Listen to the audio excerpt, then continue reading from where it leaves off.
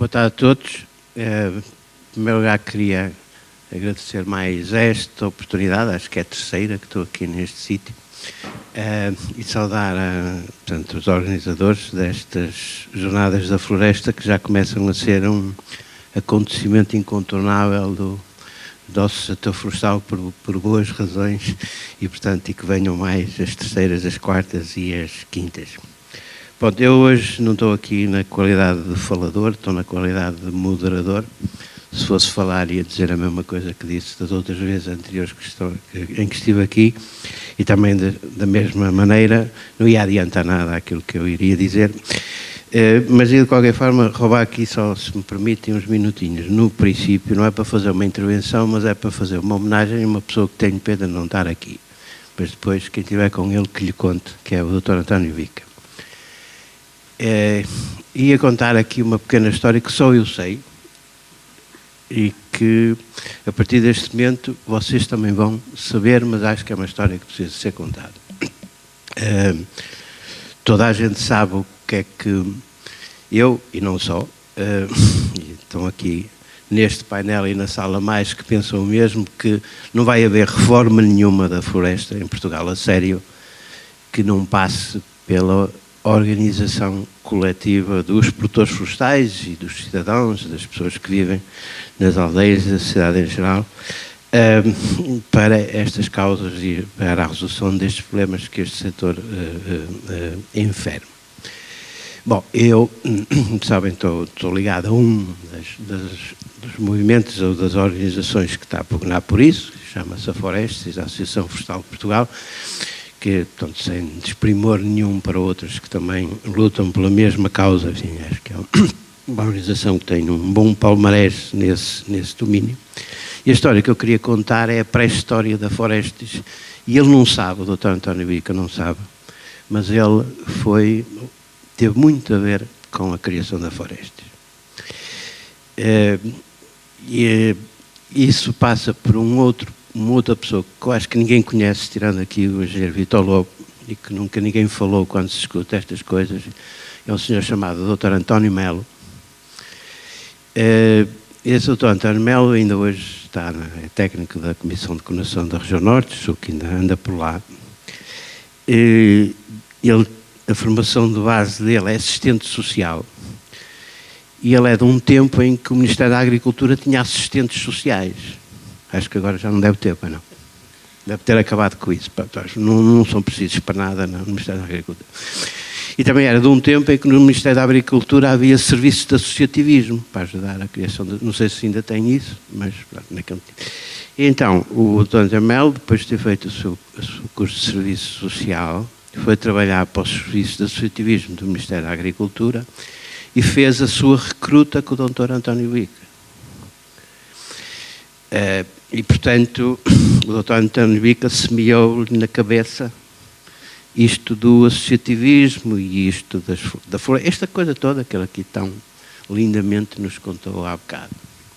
Pronto, e aquilo ficou na cabeça e no coração do Dr. António Melo, até a altura em que ele depois deixou o Ministério da Agricultura e foi trabalhar para a Comissão de Coordenação da Região Norte, onde ainda agora está, e a determinada altura... Enfim, surgiu a possibilidade, fruto de um projeto de cooperação internacional, o Interreg, salvo erro, com a região da Aquitânia, a possibilidade de se poder começar a fazer alguma coisa na área do associativismo dos produtores florestais. E a Florestes começou aí. Portanto, começou com ele, com o Dr. António Melo, e foi ele que depois foi à casa do engenheiro Moreira da Silva, na altura, portanto, enfim, um florestal, enfim, a quem este setor muito deve, na altura reformado. Ele, António Melo, era assistente social e, portanto, não ia, obviamente, nem era nada ao seu feitio liderar, nem quer ser presidente do que quer que seja da Associação Florestal. Portanto, isso deveria ser com alguém do setor e com a reputação e a qualidade que o engenheiro Moreira da Silva tem. Mas antes de termos o engenheiro Moreira da Silva a liderar a Florestes e depois, mais tarde, o professor Carvalho Guerra e agora o engenheiro Braga da Cruz, foi o Dr. António Melo, como artesão social que soube ir reunir o conjunto de pessoas que levaram e iniciaram este projeto, que acho que é um projeto importante, no sentido de fazer aquilo que eu acho que me disse que é necessário fazer para reformar a floresta, que é ajudar os produtores florestais a organizarem-se. Portanto, a Florestas nasceu primeiro como uma associação chapéu, que depois deu lugar à criação de associações locais, aqui a da Arouca é um caso, e portanto é uma associação que é sócia da Floresta, aquela que eu estou ligado, a mesma coisa, e portanto isto o Dr. António Bica não sabe, o Dr. António contou-me isso várias vezes, mas ele foi o causador, no bom sentido, ou o bom semeador, se quisermos,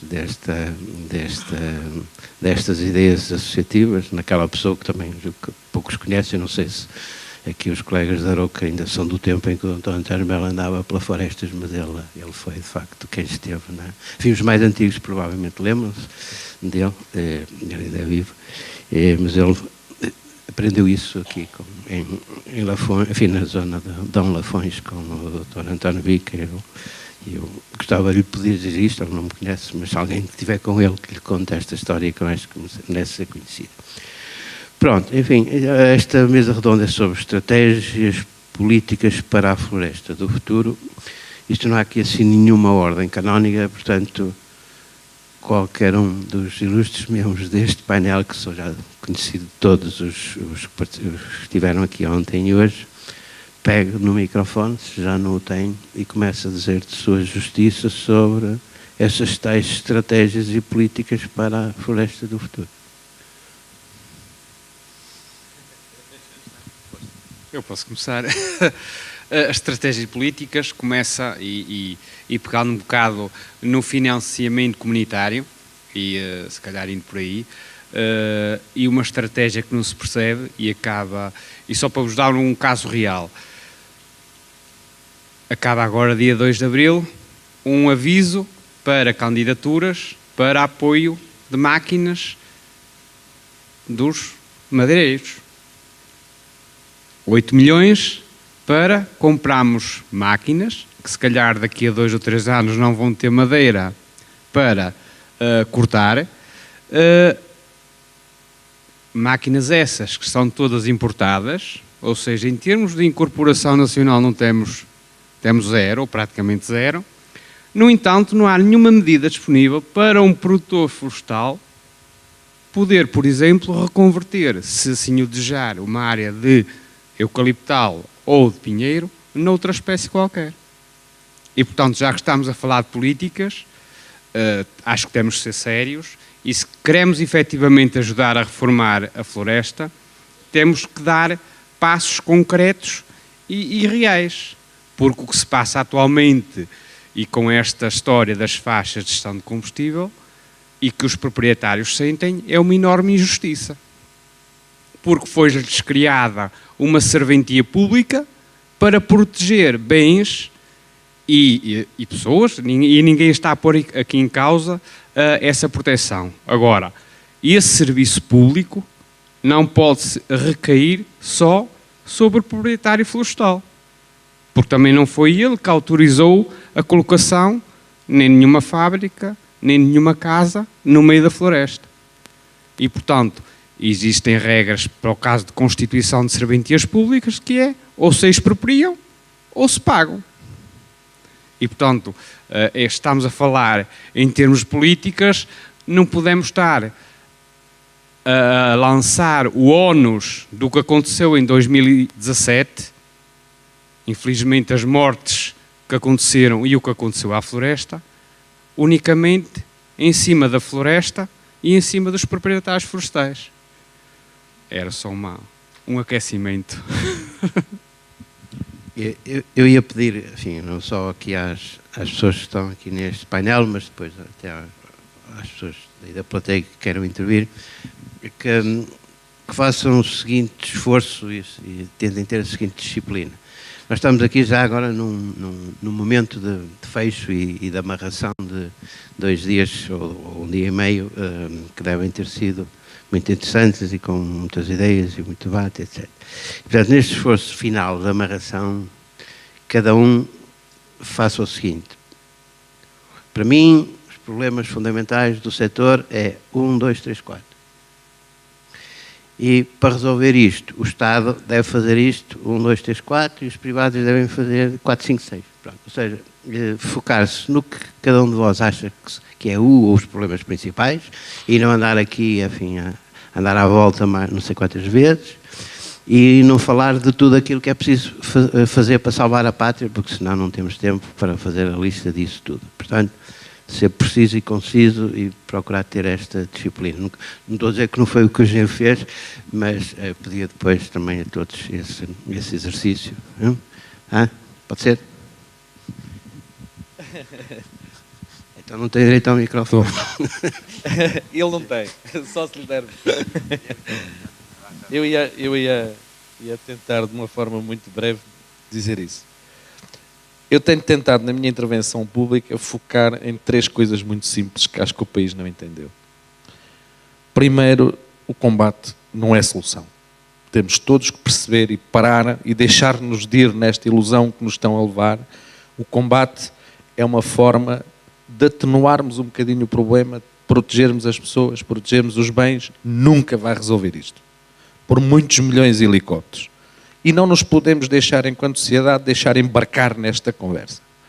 Segunda questão, as ajudas de Bruxelas e as ajudas que o Estado nos tem prometido ou não chegam ao terreno ou não resolvem o problema e falharam rotundamente nos últimos 40 anos.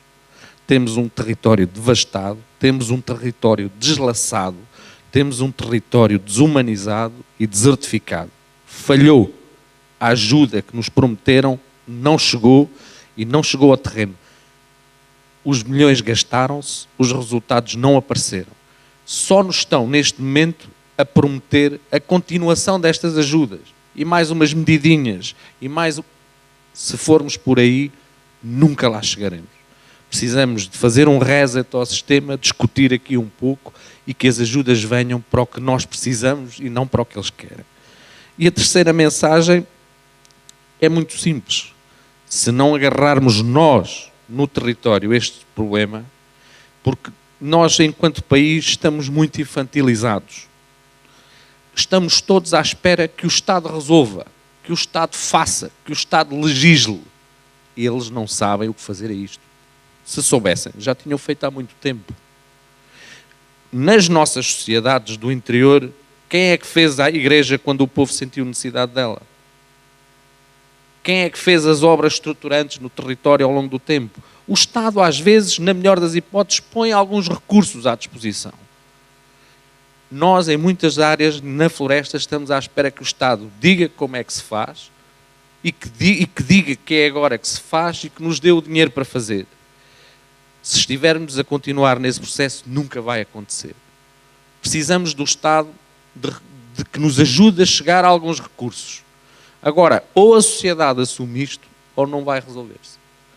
E um ponto que eu também considero muito importante é percebermos a gravidade da situação que temos. Muitos territórios, isso aconteceu muito no meu concelho, como o fogo vai acontecendo em territórios distintos, em épocas distintas, e nunca tem a gravidade da sociedade sentir ao mesmo tempo. Pela primeira vez este ano isso sentiu-se no país. Foi tão grave, morreu tanta gente que está a causar este tremor.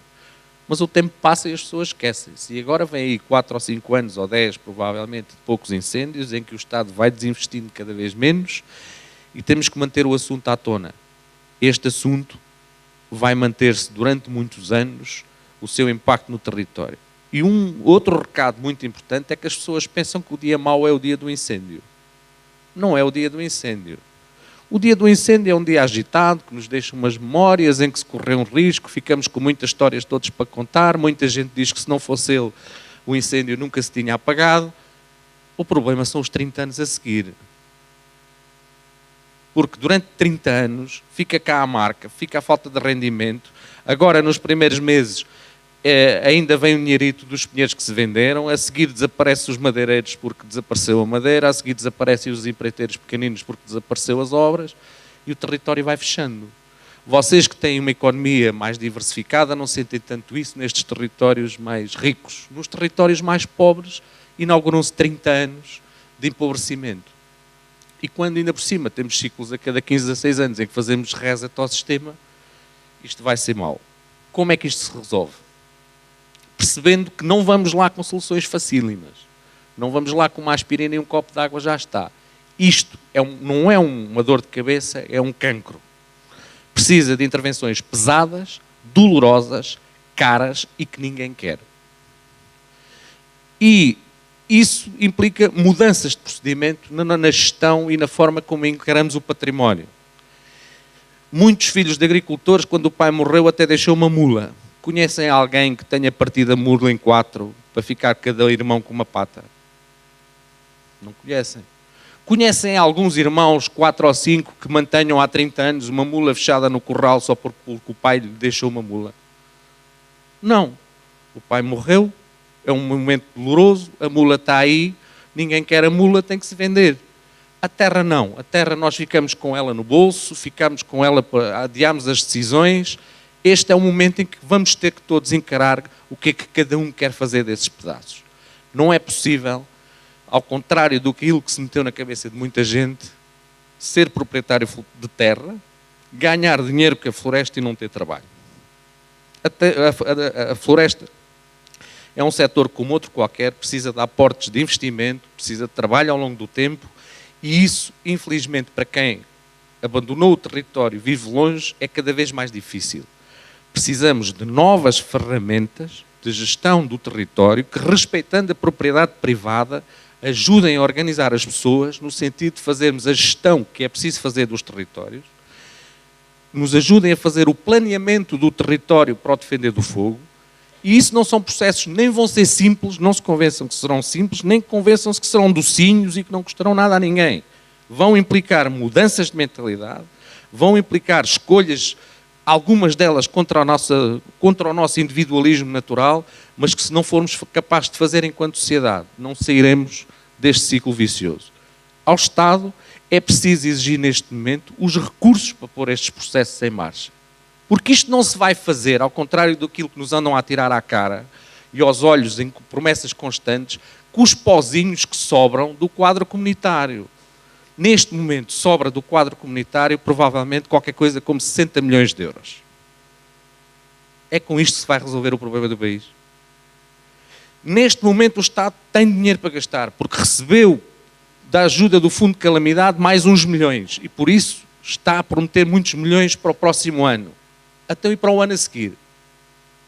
O Estado português tem que encarar o setor florestal com a seriedade que ele merece, porque é importante para as exportações, é importante para o emprego e já não é importante para o detentor das terras, porque ele, entretanto, arranjou outros modos de vida, e tem que garantir instrumentos financeiros com a dimensão adequada aos investimentos pesados que é preciso fazer na próxima década, para que nós podermos aliciar os proprietários a integrar projetos pesados, mas com a certeza que vai haver recursos para os pôr em marcha.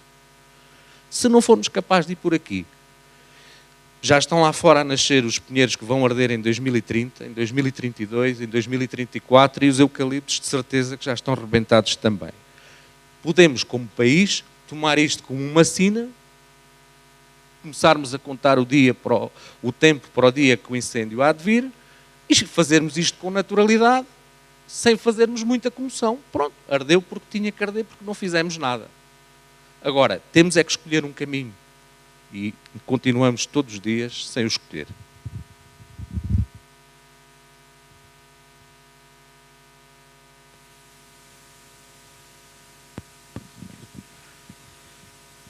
Eu prometo não seguir a sua orientação, mas como a compreendo bem, vou, e não vou seguir porque não tenho capacidade para isso, pura e simplesmente. Agora, improvisar nos termos em que pediu. Porque ainda por cima tenho presente o discurso do Ministro Adjunto ontem, que esse sim fez, do meu ponto de vista, um brilhante discurso, perfeitamente muito inteligente e compreendendo perfeitamente a essência dos problemas. Ele não se prendeu com as coisinhas. Foi à essência, àquilo que estrutura o problema e a solução. As soluções. Não tenho essa capacidade agora para improvisar isso. Mas havia aqui umas 3 ou 4 pontinhos que gostava de tocar, a título de fecho destas jornadas, a meu ver, esplêndidas.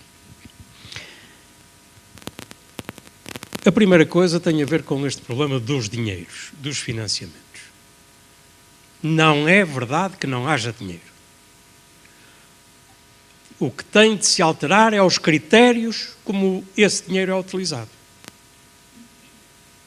E já não vou, como foi o António Bica, não é que não esteja de acordo, mas já não vou tão longe como dizer, se houve dinheiro para salvar os bancos, tem de haver dinheiro para salvar o país. É claro que tem, mas eu sei que as coisas não são assim. Portanto, o que vou dizer é preciso que os dinheiros venham ter com os problemas tal como eles existem. E não é como tem sido até aqui, porque isso já vimos o resultado que deu. Tenho presente um slide que o António Louro ontem mostrou, com a distribuição dos subsídios no continente português.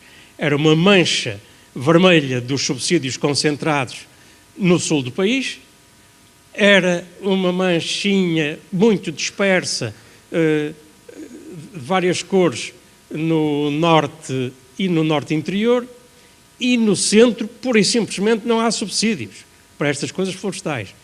Bom, isto tem de ser alterado sob pena de não se alterar coisa nenhuma. Ainda por cima, os subsídios de que estão a beneficiar em grande volume, há muitos anos, os agricultores do Sul, são subsídios que foram por eles apropriados, ou melhor, pelos políticos que serviram os seus interesses, quando eles tinham sido criados com um caráter passageiro pela Comissão Europeia. Mas o passageiro tornou-se num direito adquirido. E agora os políticos têm medo de mexer nisso. Mas eles têm de ter medo é do silêncio do país que já não tem voz. Mas é isto que nós temos de impor pela nossa voz para que seja alterado sob pena de não se alterar coisa nenhuma. Mas não é, vou a um problema que há bocado se foi levantado, dando dinheiro aqui ao agricultor, ao proprietário individualmente, porque esse dinheiro desaparece. Tem de ser um dinheiro aplicado estrategicamente, para se poder mudar alguma coisa. E o estrategicamente passa pelo agrupamento, necessariamente. Nós não podemos buscar eficiência sem escala, em coisa nenhuma e muito menos na floresta. Portanto, sei lá, os parques industriais. Porquê é que se fazem parques industriais? Então uma fábrica não pode existir num sítio qualquer? Lá poder pode, só que tem uma carrada de problemas que estão resolvidos num parque industrial. E é por isso que se mudam para lá. Na floresta, isso tem de acontecer. E, portanto, é veicular esses apoios através de agrupamentos, tenham eles a forma que tiverem. Ninguém pode ser obrigado a agrupar-se, mas também tem de ter consciência de que se não se agrupar, não a bicha. E só mais 2 pontos, um deles. Um é da necessidade absoluta de integrar conhecimento técnico nestas soluções. A gente, quando tem um problema de saúde, não vai ao farmacêutico, vai ao médico. Isto não tem desprimor nenhum em relação ao farmacêutico.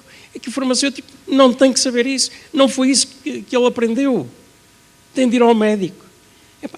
tenham paciência. Estas coisas, as soluções florestais têm de passar pelos engenheiros florestais. Não é só por eles. Os médicos também não trabalham sozinhos. Trabalham com enfermeiros, estão em ligação com as farmácias, etc, etc. Mas, e os radiologistas, os técnicos, etc. Mas o saber do médico tem de lá estar. E isto não se faz com tabelas técnicas, que é a tendência miserável da nossa administração, com receio, sei lá de quê, não deixar que os técnicos assumam a sua responsabilidade, inibi-los de assumir a responsabilidade. Isto não pode ser. A nossa responsabilidade está regulada por lei e não podemos permitir que nos passem por cima, que não liguem coisa nenhuma e que nos obriguem a respeitar umas tabelas que, evidentemente, só acertam em algumas situações.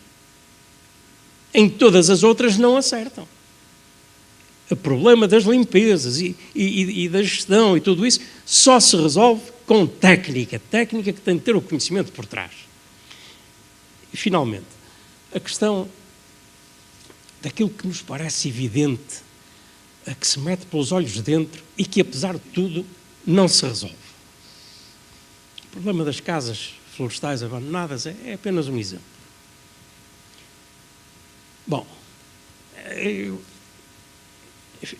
a minha vida já vai tendo algumas coisas para contar e, obviamente, não vou amassar-vos com isso, mas, sei lá, por exemplo, eu fui o criador do centro do Senacef, o Centro Nacional de Sementes Florestais, em Amarante. Se eu tivesse começado por exigir a construção de um edifício para instalar um centro de sementes, não passava da primeira reunião com o diretor. As pessoas nem sentiam o problema, quanto mais agora ir gastar 200 mil contos, na altura era contos, numa coisa dessas. O que é que eu fiz? Fui praticando os procedimentos de um centro de sementes nas velhas instalações, que por acaso eram uma casa de guarda. Tinha sido adaptada a laboratório, não sei o quê. Pelo engenheiro Gomes da Silva. Moreira da Silva. E, a páginas tantas, confrontei o diretor com esta coisa. Bom, tenho ali quatro já não sei bem quantas toneladas eram, mas eram umas toneladas valentes de sementes. Não tenho onde guardar isto. Já não cabem na câmara frigorífica que há ali. E as sementes são precisas porque estávamos a arrancar com o programa do 2080, que arborizou com sobreiros, com azinheiras, com pinheiros mansos, etc. Começaram a perceber que era preciso solução para aquilo, porque quem fornecia as sementes eram os serviços florestais. Bom, e houve a coragem de assumir um encargo próprio dos serviços da Direção-Geral para a construção de um centro que está lá. Está lá ainda. Noutra vez aconteceu-me, assessorando o Ministro do Plano do Governo de Angola,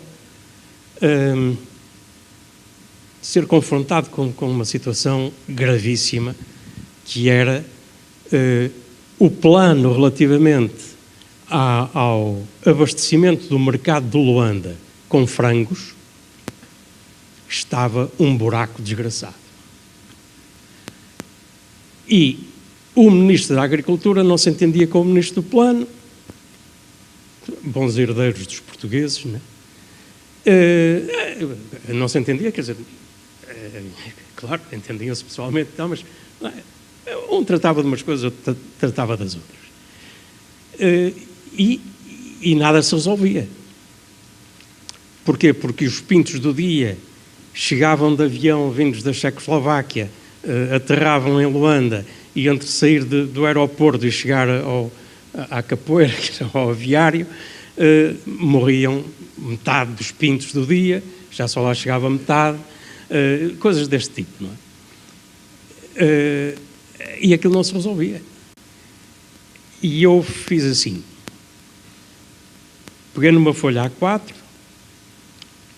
fiz um gráfico, daqueles gráficos que todos conhecemos desde a escola primária quase, um eixo de X, um eixo dos Y, pus lá a curva do que era a produção planificada e pus lá outra curva do que era a produção real e pintei a vermelho o buraco que ficava entre as duas curvas. E levei ao Ministro do Plano, olha, o problema que você tem para resolver é este aqui, a vermelho. O homem, quando viu aquilo, percebeu que estava de facto metido num buraco. Nesse mesmo dia, reuniu com o Ministro da Agricultura e tomaram as medidas que era necessário para resolver aquele problema. Esta historinha serve para dizer o quê? Uma coisa que eu disse ontem aqui à professora Helena Freitas, é que nós temos de saber colocar os problemas. Quer dizer, os políticos são como nós. Vocês sabem bem, saiu daqui para secretário de Estado o anterior Presidente da Câmara, não é verdade? É estranho isto? Não, não é estranho. Conhecemos, são as pessoas que comem connosco, que tomam connosco o café. É disto que saem os políticos. Não podemos acusá-los de não nos perceberem. Não, nós temos de nos fazer entender por eles. Isto exige capacidade da nossa parte. Eu, aqui sem querer influenciar, enfim, fui tendo uma maneira própria de intervir, mas acho que se formos capazes de elaborar propostas bem justificadas, simples para serem entendíveis e execuíveis, e não é para resolver os problemas todos ao mesmo tempo, é um de cada vez, porque senão é muita areia para a caminhonete de um homem ou de uma mulher, conseguiremos levar alguma água ao nosso moinho. Não podemos ficar à espera que as medidas sejam tomadas para depois reagir contra o que estiver mal nessas medidas. Temos de ser nós a propor aos decisores que tomem estas medidas e não outras. E a denunciar o perigo de serem tomadas outras. E fazer eco disto na comunicação social, em iniciativas como estas, das mais variadas maneiras, mas chegar, denunciar e mostrar que há soluções. Há soluções. Elas têm de ser entendíveis. Olhando para a frente e não olhando para trás. Olhando para o tempo em que a filha da Ana Vieira lhe vai dar netos, que é daqui por 30 anos, e não para os 30 anos que estão para trás, em que os nossos pais estavam à espera que nós lhes dessemos netos. Porque esse tempo não volta mais. A disposição das pessoas não é mais a mesma. O mundo mudou. Felizmente o mundo muda todos os dias. Portugal continua a acontecer como aqui bem se demonstrou, com os exemplos todos que foram trazidos da vida no Conselho. Portanto, é preciso seguirmos isto olhando para a frente.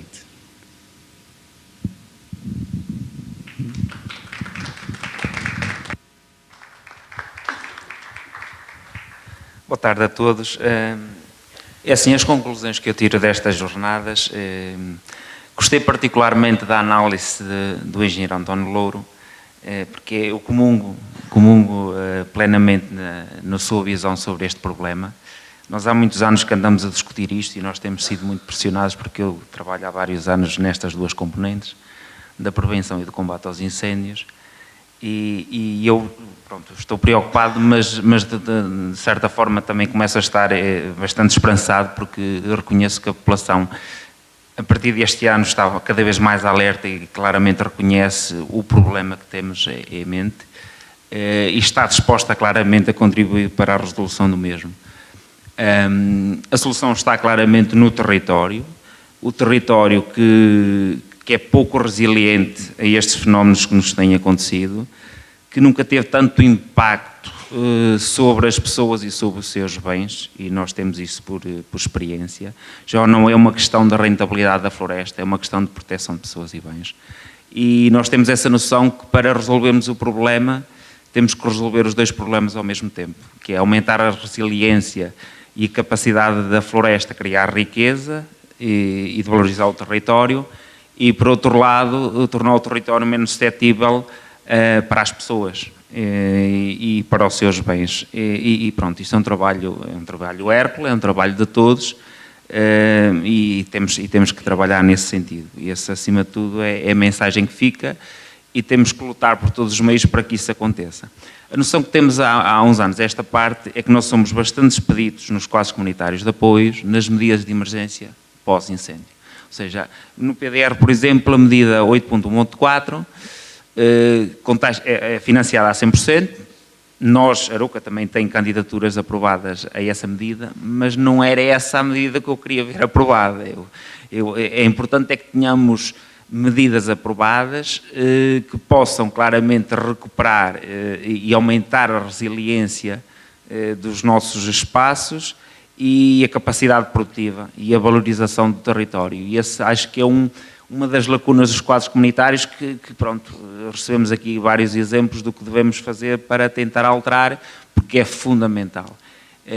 Por um lado, valorizamos os nossos recursos e, por outro lado, aumentamos a segurança das nossas populações. E era só para agora. Muito boa tarde a todos novamente. Como foi aqui dito ontem e já hoje outra vez, a natureza não para. E a matéria-prima surge porque exatamente a natureza não para. A matéria-prima que estou aqui a representar, a minha formação não é de todo equivalente à destes meus cavalheiros aqui ao lado.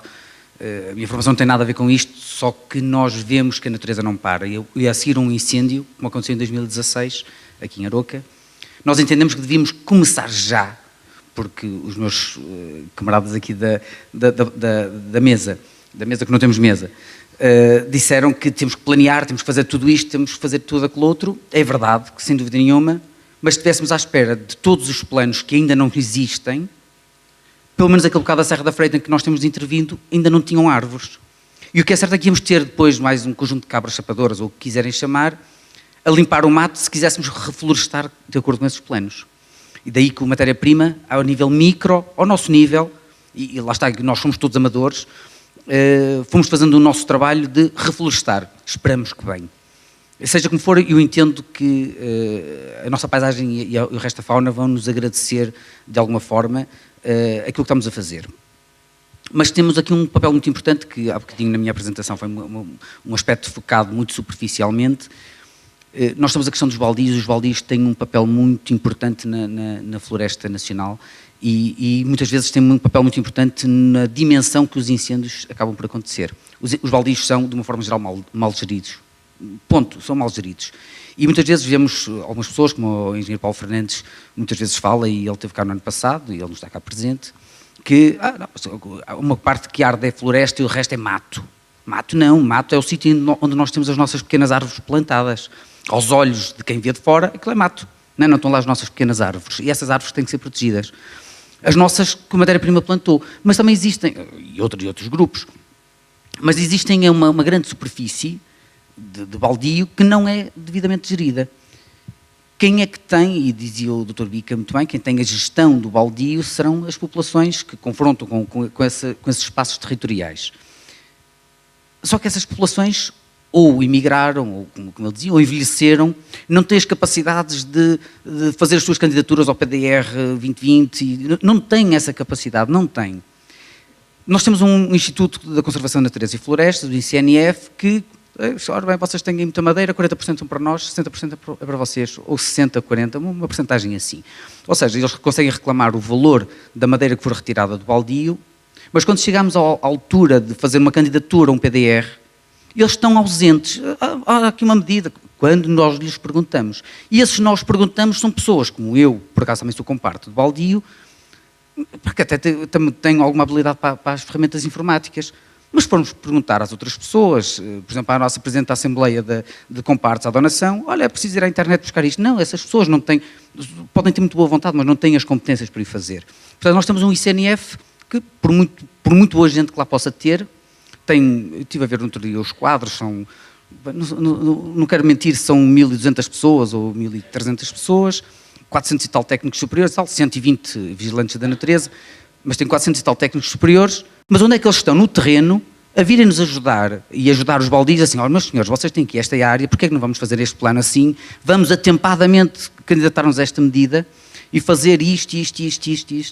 E vamos fazer a proposta por vocês, porque nós somos parte integrante, já agora do tal regime florestal total, nós somos partes integrantes dessa gestão florestal. Não, eu vou dizer, eles demitem-se, eu vou falar de casos muito particulares, espero que não seja esta a realidade em todo o território nacional. Mas, provavelmente será. Pronto, não tenho conhecimento sobre isso. E então é aí que algumas pessoas, como nós estamos a tentar fazer, queremos ajudar o baldio, que é aquele, lá está, o nosso pequeno território, são 247 hectares, vamos ver se conseguimos ajudar o nosso baldio a candidatar-se às medidas que poderão fazer algo de uma escala muito maior do que aquilo que nós conseguimos fazer sozinhos ou em voluntariado. Mas lá está, mas também não temos um tão plano, porque o tal ICNF deveria ter esses planos. Eles é que têm esses técnicos superiores todos capazes de, digo eu, que tenham essas competências, capazes de fazer um plano.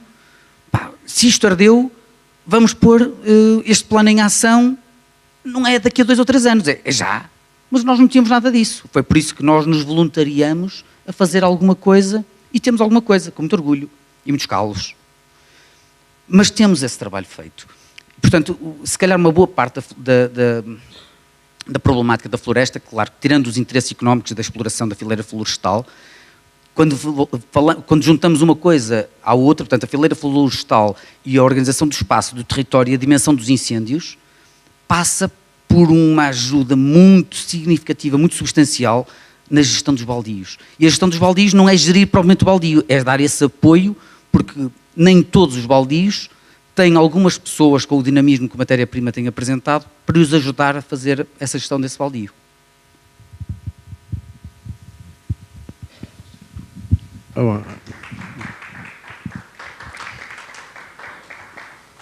Acho que ainda temos aqui um bocadinho para estender a palavra à Assembleia, mas eu volto a insistir no pedido que fiz. O que disserem, não seja agora no formato aqui de perguntas à mesa, porque acho que já ninguém vai responder deste lado, já acabou, seja neste formato de dizer, eu acho que os problemas principais do setor florestal são estes assim, e posso resolver, proponho isto assim assado. Portanto, quem quiser intervir neste formato, tem o microfone.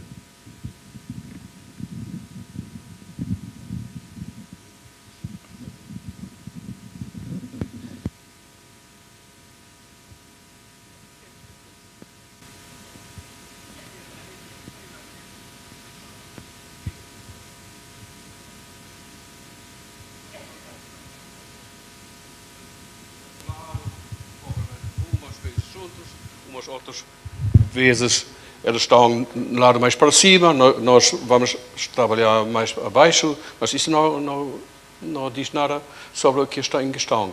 O que o Jorge diz é fundamentalmente verdade. O ICNF não presta para nada, desculpa-la, é verdade.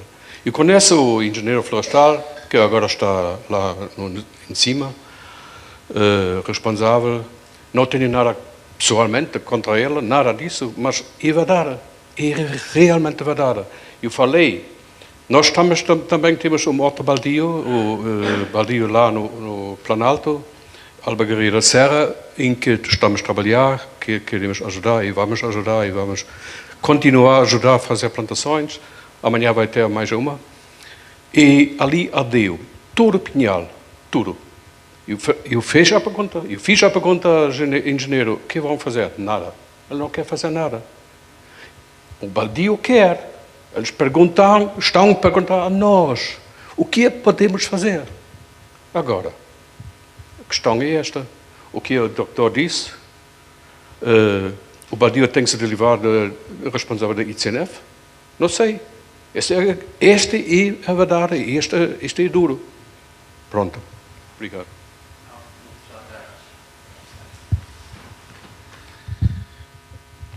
Mais uma vez, muito boa tarde.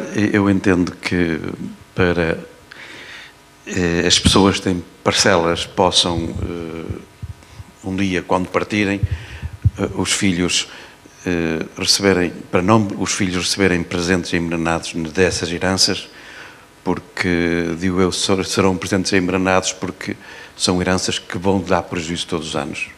Eu, pessoalmente, tenho várias parcelas, 7 ou 8 hectares, repartidas para parcelas, e tenho-as todas limpas. Mas tenho outros rendimentos, felizmente, que me dá para pôr lá dinheiro. E faço isso porque eu amo a floresta, pura e simplesmente. Mas há muita gente que não pode fazer isso. E acabam por deixar para os seus herdeiros presentes envenenados, que se calhar não têm, podem ter a disponibilidade económica que eu tenho, os meus filhos podem ter na mesma, mas não ter a disposição, porque já são economistas e pensam de outra maneira do que eu. Penso em números. Eu não penso em números. Tenho a floresta limpa, prezo-me disso, e sou um apaixonado pela floresta. E já agora, para terminar, eu queria agradecer à Câmara Municipal e à minha associação, que tenho muito orgulho de fazer parte dela, de estar aqui. Casualmente soube há 8 dias na Assembleia que nós tivemos. Foi bom ter sabido, porque fiquei muito contente e agradeço os conhecimentos que aqui eu fiquei a saber. Muito obrigado.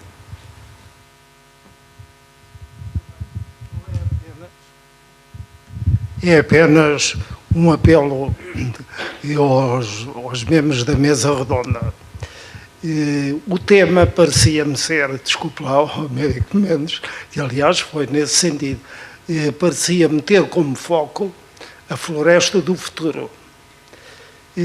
Embora seja muito importante o que se tenha dito, o que se disse, inclusivamente sobre os limites da prevenção, pois já para não falar do combate aos incêndios, etc., isso tudo, embora seja importante o que foi dito, especialmente ali pelo engenheiro António Louro, sem menosprezar o que disse o engenheiro Amorim, mas quanto à floresta do futuro, o engenheiro Vítor Louro falou já num tipo de política, não digo de política, de incentivo a políticas que estimulem o agrupamento, porque há um problema de dimensão em muitas, sobretudo nas áreas do norte e centro do país, dimensão da propriedade florestal, mas depois não teve eco. Não teve eco nos outros elementos da mesa. Eu tenho a impressão, eu gostava de saber um pouco mais, como cidadão interessado nestas questões, sobre o binómio agrupamento floresta do futuro. Floresta do futuro passará, em grande parte, por conservar e restaurar a floresta que tínhamos. Não sou engenheiro silvicultor, mas acho que tem a ver, isso vai no sentido de políticas de floresta do futuro. E gostava que se pronunciasse um pouco mais sobre isso. Relativamente às questões e aos problemas que identifico para a floresta atual e que podem ser resolvidas para uma floresta de futuro, a questão da falta de gestão. Nós temos um problema de falta de gestão, e isto depois também vai de encontro à questão dos incêndios e tudo mais. E essa falta de gestão, se não ganharmos escala, vai permanecer. Ninguém vai ter gestão, nem tem gestão adequada com meio hectare, com 1 hectare. O problema é que para esse agrupamento e para essa gestão, não pode acontecer como atualmente, em que as IFES, por exemplo, um tipo de agrupamento, são apoiadas para a sua constituição, mas passado um ano, ficam sem financiamento. Isso é um serviço público que se está a fazer à sociedade de agrupar estes proprietários florestais. E depois as verbas para aumentar e para amadurecer esses agrupamentos ficam sem financiamento. Outra questão, e já se fala aqui há uns anos, e penso que também terá que ser o futuro, será o pagamento dos serviços de ecossistema. Os serviços que as pessoas prestam por ter lá, por exemplo, carvalhos ou castanheiros em determinadas situações, que fazem um serviço público têm que ser pagos. Já falámos aqui durante as jornadas a questão da arborização das encostas do Zézer e o investimento em Lisboa. Pois, mas a água que vai para Lisboa é paga. E os proprietários florestais desempenham uma função importante na manutenção da qualidade dessa água. E esses serviços, que são chamados serviços de ecossistema, têm que ser pagos. E havia um financiamento de início para isso, que era o Fundo Florestal Permanente, que entretanto foi desvirtuado e serve para pagar manutenção, custos correntes do Estado. Serve para pagar à GNR os postos de vigia, qual não devia sair daí, por exemplo, serve para pagar apoios às autarquias, serve para pagar, e é quase o saco azul, desculpem lá, do ICNF, quando tem problemas vai lá abocanhar um bocadinho para fazer qualquer situação, e portanto o futuro também terá que passar por aí. Agora, não tenhamos dúvidas que teremos que ir para a parte do agrupamento e para aumento de escala. Porque andarmos a lidar com meio hectare, 1 hectare, não vamos sair da situação. Também queria falar da questão da incorporação técnica. E isso é um ponto importante. E do serviço público, muitas vezes as associações e os técnicos fazem. Porquê? Porque também o ICNF e o Estado saiu da Arouca.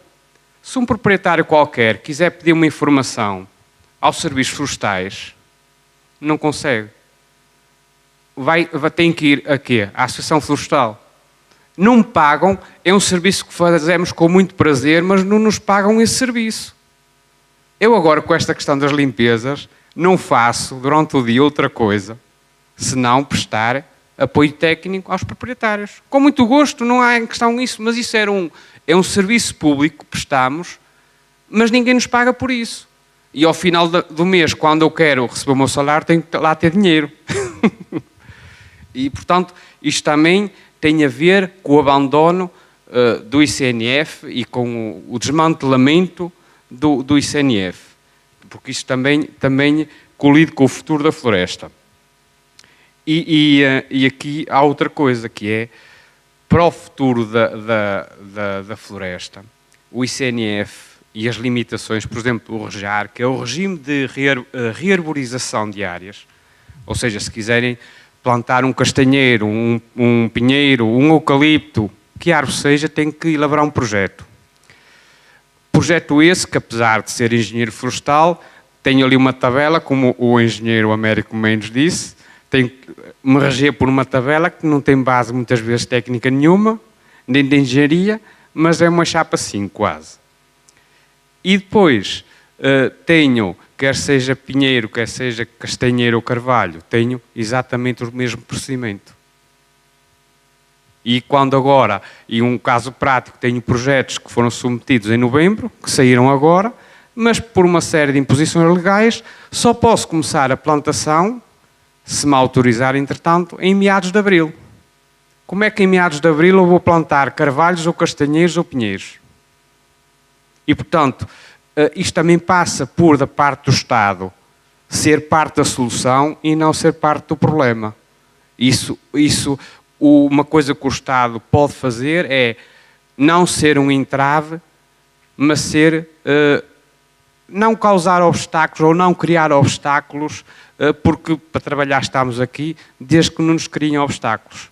Para já. Floresta do futuro.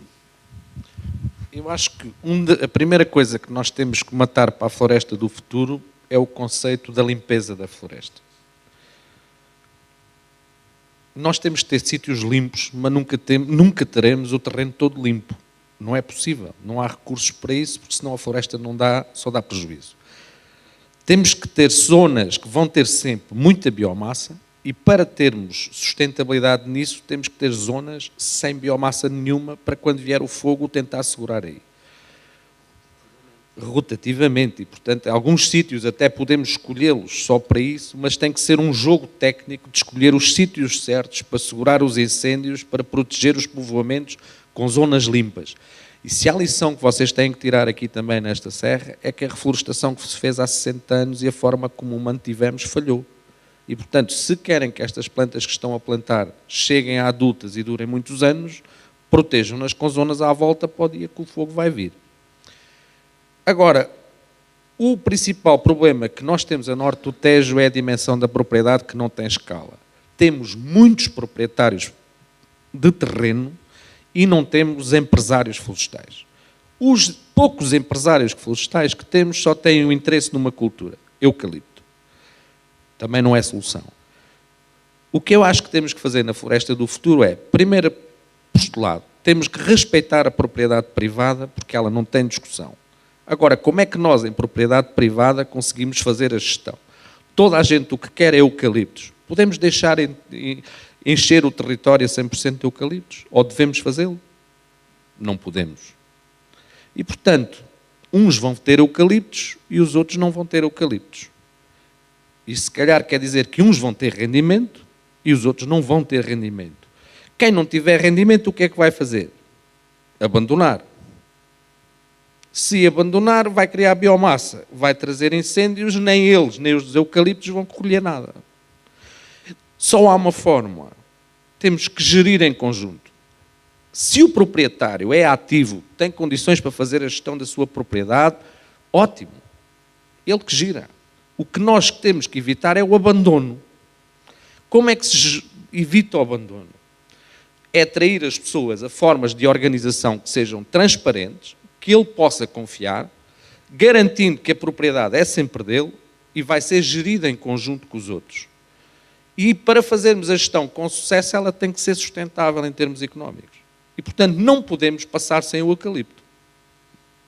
Agora, temos é que fazer o eucalipto nos sítios certos, onde há solo para isso, onde há declives para isso, onde se possam utilizar os equipamentos certos para o seu manuseamento, e que, com isso, criar riqueza para distribuir por todos. Agora, quando chegar ao momento de distribuir, se a minha propriedade ficou com um aceiro, eu também tenho que receber dos eucaliptos. Se a minha propriedade foram lá plantados sobreiros, em que se vai vir o primeiro rendimento daqui a 40 anos, eu tenho que receber dos eucaliptos. E, portanto, vamos distribuir a riqueza dos eucaliptos por todos, assim como o custo das zonas limpas, assim como o custo dos sobreiros. Obviamente, para quem sonha só com um território de 100% de eucaliptos, não gosta destas soluções, porque significa que vai perder um pouco do rendimento. Para aqueles que sonham com um território só cheio de sobreiros, assusta-os os eucaliptos, eu acho que tem que haver bom senso. Nós não podemos ter tudo na vida e temos que fazer cedências. A primeira cedência que temos que fazer é que tem que haver áreas sem produção limpas. E esse custo em minifúndio significa que muitos proprietários nos seus terrenos, para termos uma faixa de gestão limpa, não podem receber. Então quem é que lhe vai pagar? O Estado? Vai andar por esse país a pagar a centenas de milhares de proprietários indemnizações porque a sua propriedade não está a produzir, está a produzir segurança? Isso nunca irá acontecer. Só é possível se nós formos capazes de partilhar a receita dos sítios que estão a dar rendimento para esses. Isto exige-nos organização. Isto vai exigir às organizações transparência.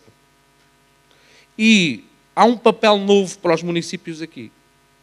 Os municípios podem ser um veículo neste processo que aportem também confiança aos proprietários, porque sabem que é uma entidade idónea, na qual podem exigir apoio e auxílio, e podem ser uma força muito importante nesta mobilização. Agora, temos que perceber que o tempo mudou. O tempo das pequenas propriedades foi num tempo em que elas eram roçadas à mão, em que eram lavradas com uma mula. Tudo isso acabou. E, portanto, a gestão do tempo de hoje exige-nos, da mesma maneira que os nossos antepassados tiveram a inteligência para dividir o território, para que todos tivessem terra para sobreviver aqui, é preciso que a nossa geração tenha a inteligência de juntar funcionalmente as nossas pequenas propriedades para garantir que os nossos descendentes têm futuro aqui. Senão, isto vai morrer agarradinho às pequenas propriedades. E há uma coisa que muitas vezes nós temos que olhar para os olhos dos proprietários e dizer, como há dias me disse um para mim, ele ainda pensa que é dono disso. Só eu já conheci 4 donos disso. Eu proponho fazer o seguinte, ainda há mais uma pessoa da Assembleia que quer intervir. A organização pediu-me que eu, apesar de ser moderador, também metesse aqui a minha pequena colherada e, portanto, eu iria depois fechar este painel com uma pequenina intervenção da minha parte e, como já temos aqui o Sr. Secretário de Estado, que eu cumprimento, depois o passo seguinte seria o encerramento por parte dele. Se vos parecer bem, então íamos proceder desta maneira. Pode intervir, se faz.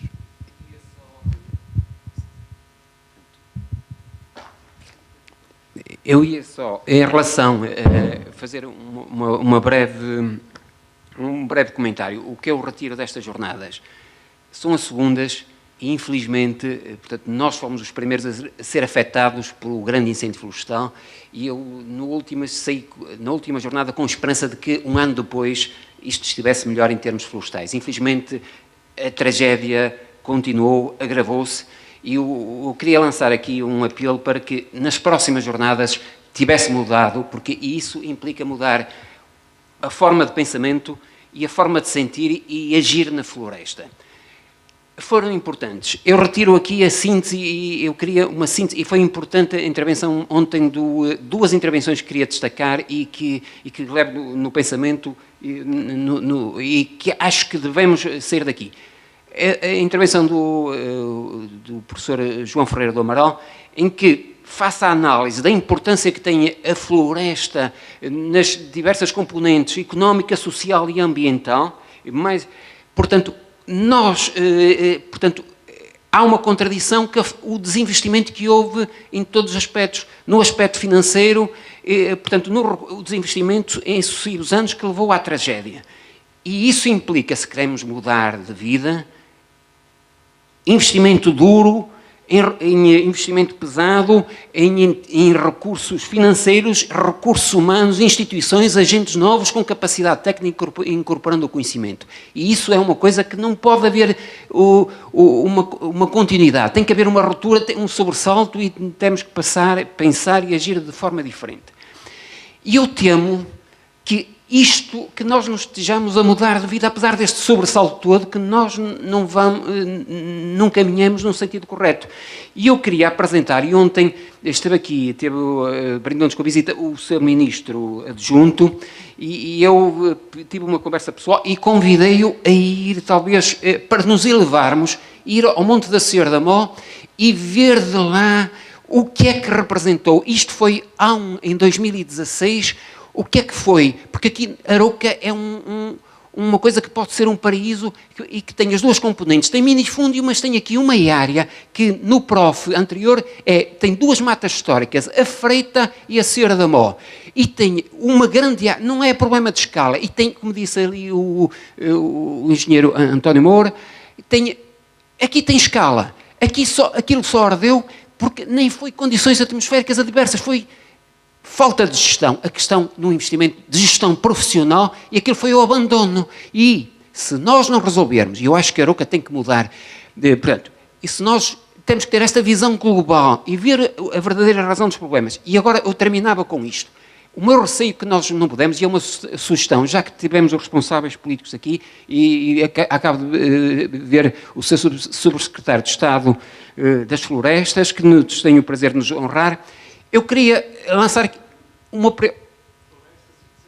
e desenvolvimento rural, importantíssimo, eu agradeço a correção. Há uma coisa, e falou-se muito, onde é que vamos buscar investimento? Onde é que há recursos financeiros? Desculpe, eu pedi-lhe, se possível, seguisse aquela disciplina que eu propus ao painel todo e às intervenções. Quais são os 2 ou 3 problemas fundamentais do setor e quais são as soluções, e depois terminar. Exatamente. Tá, então, é esta a minha proposta, é esta uma sugestão que lanço para o debate, que é a componente ambiental da floresta, que acho que é o único aspecto que não foi bem tratado. É que nós, neste momento, temos responsabilidades de preservação da floresta, não só por questões de Constituição, temos que a preservar, mas temos um dado novo, que é os compromissos internacionais do Estado português e da adesão às alterações climáticas. E isto é incontornável. O não preservarmos a floresta vai-nos sair extremamente caro como país, como povo, e além disso, nós temos que ter a responsabilidade, temos compromissos assumidos que temos que honrar. E é o alerta que eu digo, que eu sugeria aqui, e que eu não compreendo, para mim é um paradoxo. Neste momento, o sistema de licenças de emissão, o comércio de licenças de emissão existe. Movimenta 90 mil milhões por ano. Portanto, qualquer setor que queira produzir tem que pagar licenças. Portanto, o único setor distinto que, para fazer economia, que não polui, pelo contrário, capta o CO2, portanto, é o setor florestal. Portanto, contraria a tendência, portanto, é vital, por esta razão, nós temos que conservar. 20% do total que emitimos é sequestrado essencialmente pela floresta. E a questão, o paradoxo, e esta é a lição que eu desafio, o tema que lanço para o debate, e como sugestão até ao Sr. Secretário de Estado, que nos está aqui a ouvir, é o seguinte. A partir de 2013, pelo decreto 38 de 2013, existe, que é o decreto CEL de carbono, passa a vir todos os anos para Portugal, a partir de 2013, uma verba da ordem dos 100 milhões de euros. O que é que acontece? Nesse decreto-lei, é um paradoxo para mim, 80% dessa verba, dos 100 milhões, o que é que está estabelecido? É repartido para quem? Para o Sistema Elétrico Nacional. 80 milhões, portanto, e que é pago mensalmente uma verba de 7 milhões. Eu pergunto, o sistema elétrico, quer mais eficiente, menos eficiente, polui. O único setor, e é a sugestão que eu lanço, é que depois das 20%, um bocadinho é para a mobilidade elétrica, para não sei o quê, e um bocadinho para as florestas.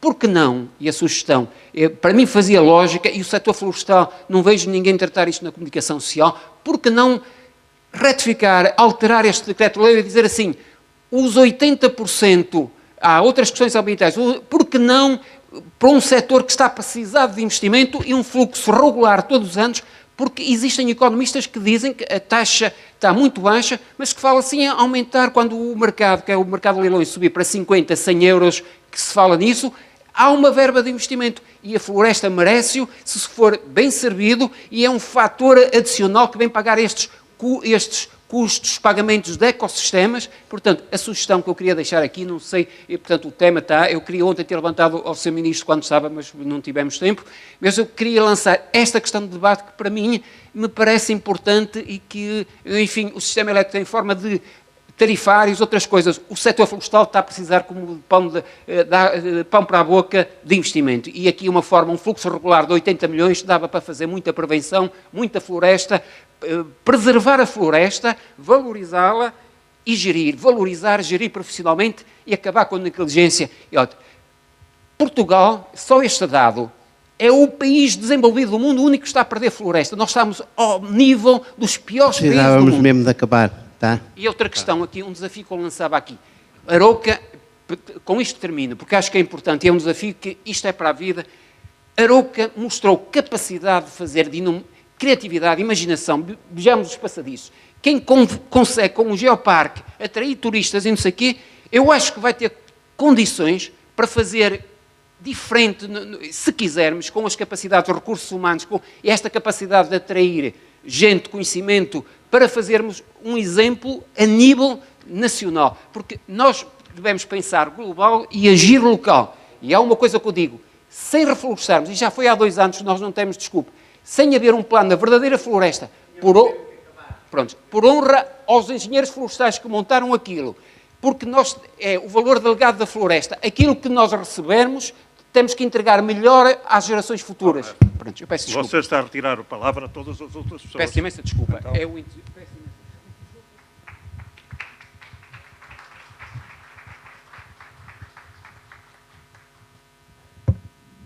Pronto, então, para terminar, e pedindo desculpa a quem já me ouviu isto milhares de vezes, aqui vai então o que eu tinha para dizer, com aquela ordem que vos propus que seguissem nas vossas intervenções. Quais são os problemas principais deste setor e quais são as soluções. há muitos problemas no setor florestal. Para mim, os dois mais importantes, de longe, os dois mais importantes são os seguintes. Portugal é, salvo erro, o segundo país do mundo onde a percentagem da área florestal privada é mais elevada, ou o terceiro, enfim, está no top 10, de qualquer forma.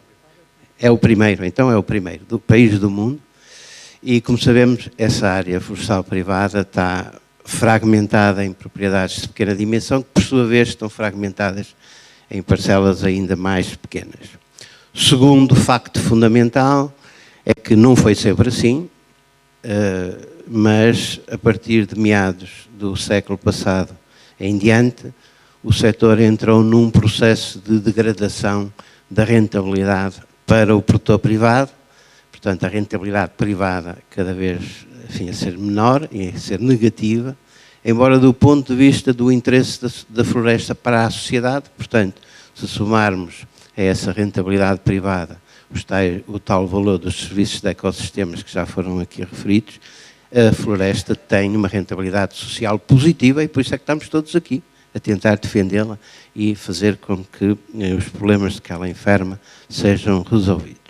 Estes são os dois problemas principais. Podíamos passar agora aqui um ano inteiro a falar de outros, que também com certeza são relevantes, mas não temos tempo para isto. Se estes são os problemas, então qual tem que ser os caminhos para encontrar a sua solução?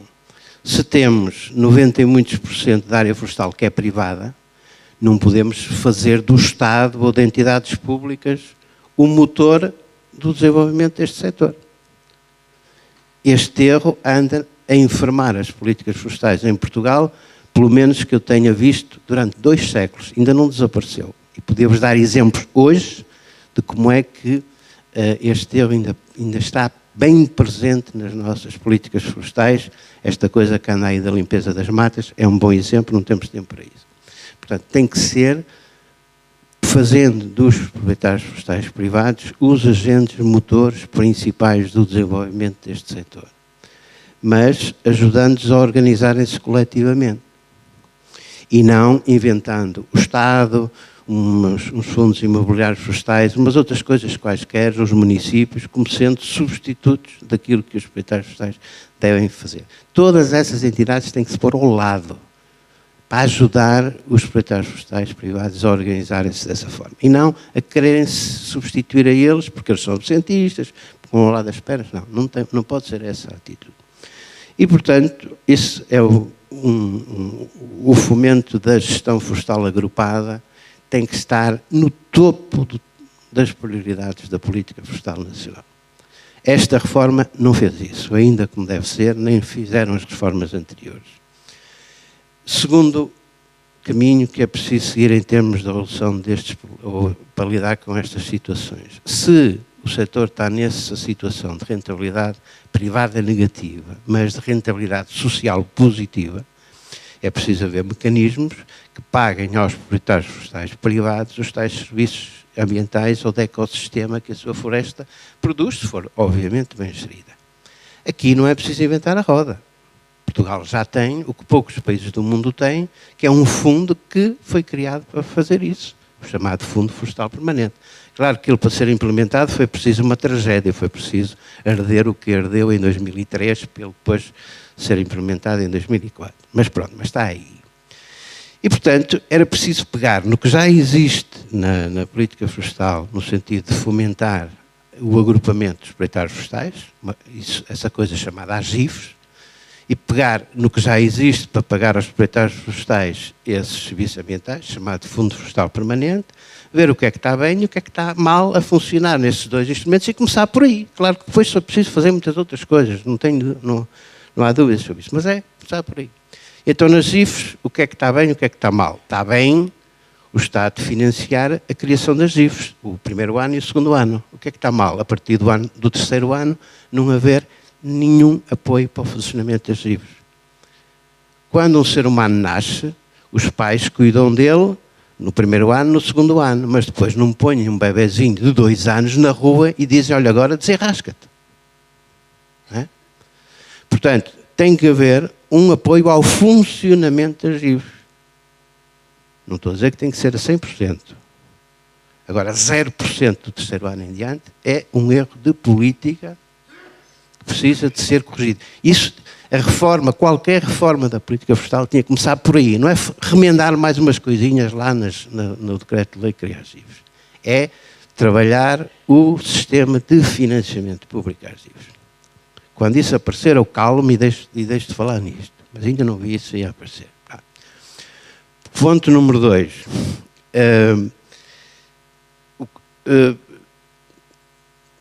Esse fundo florestal permanente, portanto, que já existe, uma parte deveria, portanto, ser alocada a esse destino.